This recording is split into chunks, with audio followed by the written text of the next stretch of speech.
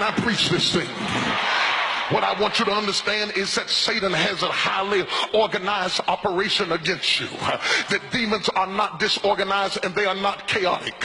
When they come against you, they come in order. They come, the Bible said when Jesus got ready to cast the demons out, said, what is your name? The demon said, we are legions. Legions means we are regimented. We are organized. We march together. You must understand this, that when Satan marches, he marches in a spirit of unity. I would remind you that when they accused Jesus of casting out demons by the power of Beelzebub, he said, oh no, Satan has a kingdom, and Satan's kingdom is not divided. For a house divided against itself shall not stand. I would also remind you that from Genesis to Revelations, you will never see a demon fighting with another demon. You will never see a principality fighting with another principality. From Genesis to Revelations, you will never see a witch fighting against another witch. It's only when you look at church folk that you see preachers fighting against preachers, and churches fighting against churches, and Baptists fighting against Methodists, and Methodists fighting against principalities. It's because we don't understand order. Order. We got to get some order in the house of God. We got to get rid of every chaotic, wild spirit that's out of control, because disorder is a work of the enemy. God is not the author of confusion. Let everything be done decently and in order. Such three people say order in the house, order in the house, order. Get your rebellious hips out. We got to have order in this house. Whether the house is a church or whether the house is the house you live in, there has to come a point that you tell little Junior, if you're going to stay in this house, you got to get yourself together.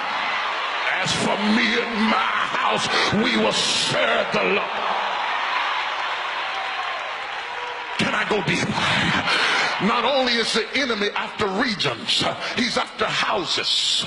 When I say the enemy's after houses, I don't mean that he's just after your address. He's after everything born out of your loins. When the enemy sends a curse, he either sends it to a city or he sends it to a house. The house of David, the house of Issachar, the house of the Johnsons, the house of the Jakeses, the house of the Longs, the house of the Wilsons. That's why you see certain spirits that run through certain houses. If you will look at your family tree closely, you will find that you are still fighting your grandmama's devil, your mama's devil. Grandma got a divorce, your mama got a divorce, all of your sisters got a divorce, and now your marriage is coming unglued. It's a spirit. Slap somebody and tell them it's a spirit. It's not about him having an affair. It's about a spirit that's come against your house. It's not about you making more money than him. It's a spirit that has come against your house. That's why you ought to be careful whose house you marry into, because some of you married into some spirits. You was happy till you got in that family. Now all hell is breaking loose because you married into a curse that was on that house.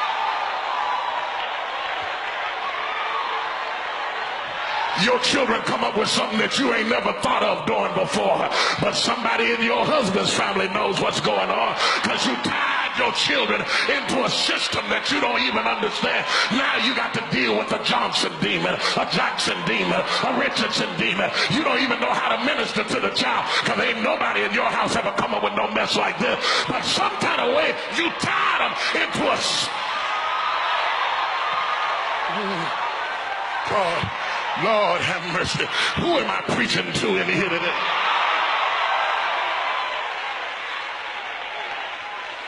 I want to cite some examples so you can understand clearly. Rebecca was a trickster and a con artist. She was a racketeer. She was a deceitful woman. She lied and connived with her own husband, manipulating her own children. Her uncle Laban was a trickster, a con artist, a liar, and a whoremonger. Her son Jacob was a trickster and a supplanter and a con man and a rouseabout, because when the demons get in the family, it says suffer us not to leave the region. I want to remind you of David, dysfunctional from Jesse on down, out ostracized by his father. David comes up. Yes, he was anointed, but he was dysfunctional. He was a whoremonger. He had a lust spirit. He had a demon that he couldn't get rid of. It came in through the rejection of his father, and the enemy saw a door open. It planted a seed in his life. David had such a lust problem that when he was an old man, they threw a young woman in the bed, and when he didn't touch her, they said the king is dead. No wonder then that his son Absalom was deceitful and treacherous, and Amnon raped his daughter Tamar, and Solomon had so many strange women that he lost control of the kingdom because there was a spirit in the house. Oh, I can't just spend time talking about Jacob and talking about David. What is this mess going on in your house? Your daughter acting crazy, coming up with stuff at 13 that you didn't run into until you were 25. But that spirit is getting desperate because you're getting in the house of God, and the devil is saying, if I don't get her quickly, I'm afraid that the Holy Ghost is going to run me out of town. I don't know who I'm preaching to this morning, but the Lord sent me into this city, and I'm after a demon. I'm not going to stop till I get it. I'm going to preach till everything in here begins to shake. I'm going to give it a